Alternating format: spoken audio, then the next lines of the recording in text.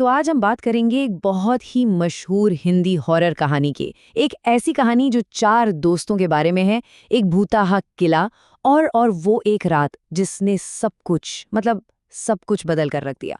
तो चलिए इस खौफनाक कहानी में और गहरे उतरते हैं और पता लगाते हैं कि आखिर उस रात ऐसा क्या हुआ था कि 4 दोस्तों की वो हंसती खेलती जिंदगी हमेशा हमेशा के लिए खामोश हो गई।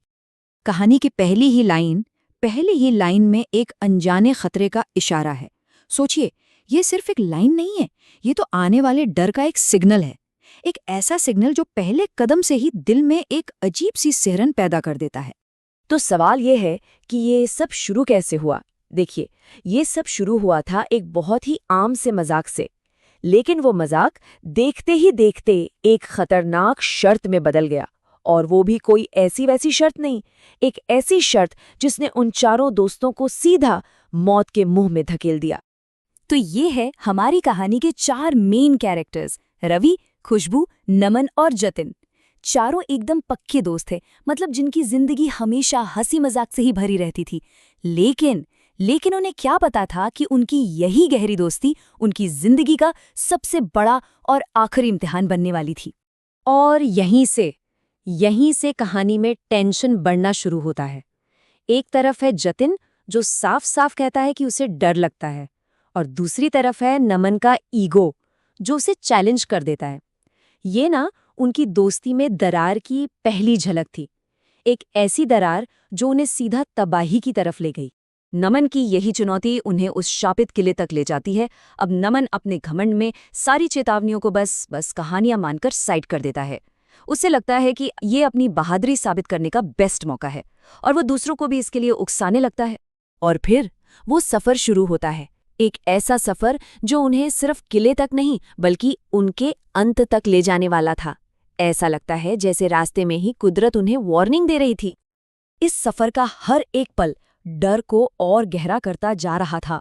सोचिए, पहले तो घर पर झूठ बोलना, फिर जतिन का वो अजीब सा बर्ताव और उसके कपड़ों पर खून के धब्बे, ये सब आने वाले खतरे के एकदम साफ साफ इशारे थे। लेकिन उन्होंने अपनी मस्ती मजाक में सब अनदेखा कर दिया। और जब वो किले में पहुंचते हैं ना, तो उनका वेलकम करती है एक अजीब दम घोट देने वाली खामोशी। ये वो वाली खामोशी थी जो किसी चीख से भी ज्यादा डरावनी होती है, पता है।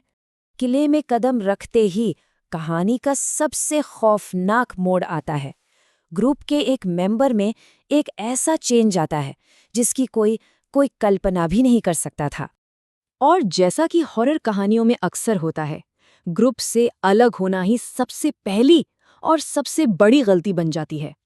और जतिन की यही गलती उन सब पर बहुत भारी पड़ने वाली थी।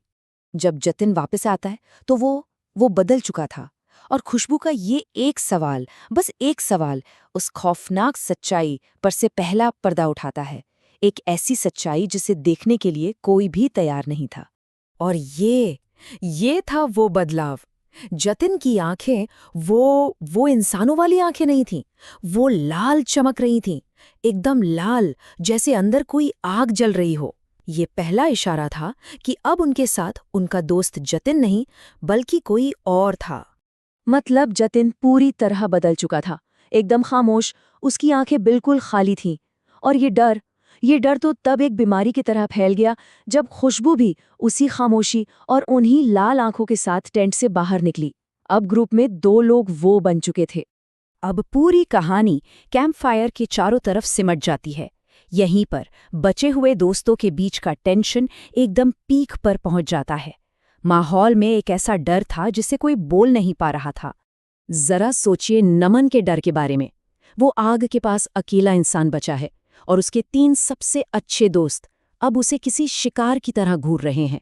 उनकी वो चुप्पी किसी भी चीख से ज्यादा डरावनी थी। और आखिर में नमन का सब्र टूट जाता है। उसकी ये चीख उस दम घुटने वाली खामोशी को तो तोड़ती है, लेकिन साथ ही कहानी के सबसे भयानक पल को जन्म भी देती है। जैसे ही नमन चिल्लाता है, वो खामोशी तो टूटती है, लेकिन जो सामने आता है वो और भी भयानक था। उसके दोस्तों के चेहरों पर एक अजीब सी शैतानी मुस्कान आ जाती है, और उनकी आंखें खून की तरह लाल चमकने लगती हैं। ये नमन के लिए मौत का पैगाम था। और अब कहानी अपने भयानक अंत की तरफ बढ़ती है। अगली सुबह जो कुछ भी सामने आया उसने सबके होश उड़ा दिए।